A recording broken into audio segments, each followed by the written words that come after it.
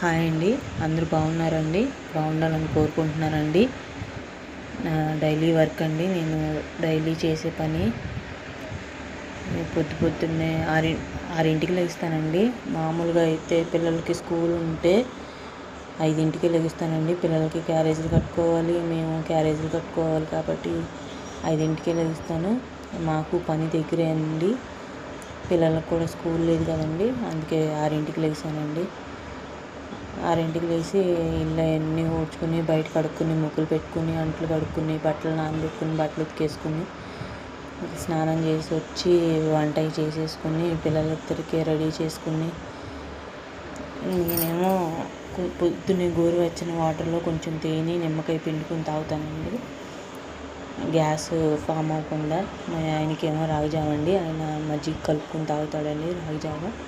మా పిల్లలకేమో పాలండి. ఇక ఎవరి వాళ్ళకి కాసి ఇచ్చేసినాక ఇక నేను వంట చేసేసుకున్నానండి. నా వంట అయ్యేటప్పటికి 8 అయిపోద్దండి. ఇక మా పిల్లలిద్దరు లేచారండి, వాళ్ళకి జల్లేసి ఇక స్నానాలు చేయించి పువ్వులు అవి పెట్టి ఇక వాళ్ళని రెడీ చేసి పక్కనకి అన్నం పెట్టేసి పక్కన కూర్చోబెట్టానండి. ఇక ఇదేనండి నా డైలీ వర్క్. ఇక వెళ్తున్నానండి పనికి. మా ఆంజనేయ స్వామి గుడి పక్కనేనండి మా పని. Railway station, Ramarpadu railway station పక్కనేనండి, సైడ్ పక్కనే. వెళ్ళంగానే మా ఆయన మొత్తం వాటరింగ్ చేసుకున్నాడండి. ఈయన మాకు మా ఆయన దగ్గర ఎప్పటి నుంచో చేస్తున్నాడండి పూలు. ఆయన వాళ్ళ మావయ్య అండి, మా ఆయన వాళ్ళ మావయ్య అండి. బయట వాళ్ళు ఎవరు లేరండి, అందరం మేమే. నేను, మా ఆయన, మా అత్తయ్య, మా ఆయన, మా బాబాయ్ అండి. మా ఆయనకి మావయ్య అవుతారు.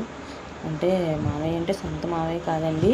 ఇక్కడికి మా ఆయన చిన్నప్పుడే వచ్చేసారు. ఆ చిన్నప్పుడు వచ్చేయడం వల్ల ఆయన వచ్చిన కాడి నుంచి కొంచెం వీళ్ళని చూసుకుని చేసేవాడండి. ఆయన దగ్గర బాగా పెరిగారు. ఇక అప్పటి నుంచి ఆయనే పనికి తీసుకెళ్ళడం అలాగా ఆయన చేతిలోనే పని నేర్చుకున్నారండి వీళ్ళు కూడా.